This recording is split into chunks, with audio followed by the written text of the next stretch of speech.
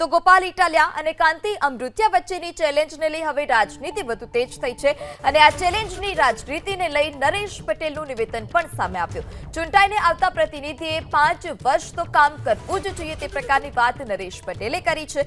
મારી પાસે પ્રશ્નના સમાધાન માટે આવશો તો હું નિરાકરણ કરીશ તે પ્રકારની વાત નરેશ પટેલે કરી છે।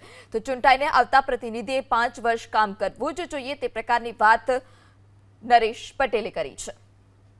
તો ગોપાલ ઇટાલિયા અને કાંતિ અમૃતિયા વચ્ચેની ચેલેન્જ અને હવે આજ રાજનીતિને લઈ નરેશ પટેલ પણ વચ્ચે આવ્યા છે। નરેશ પટેલ પણ રાજનીતિમાં ચંપલાવી તેઓનું નિવેદન આપ્યું કે 5 વર્ષ માટે તો કામ કરવું જ જોઈએ। મારી પાસે પ્રશ્નના સમાધાન માટે આવશો તો હું નિરાકરણ કરી આપીશ।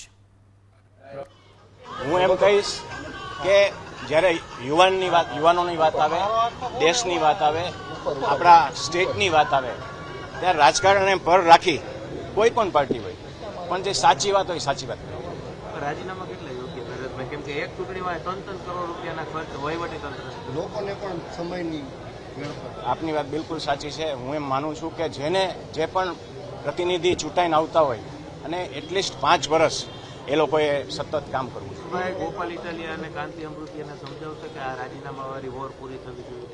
મારી સમક્ષ પ્રશ્ન કોઈ પણ આવશે તો કોઈ પણ પ્રશ્નોનો હલ કરવાનો હંમેશા અમે કોશિશ કરતા હોઈશું।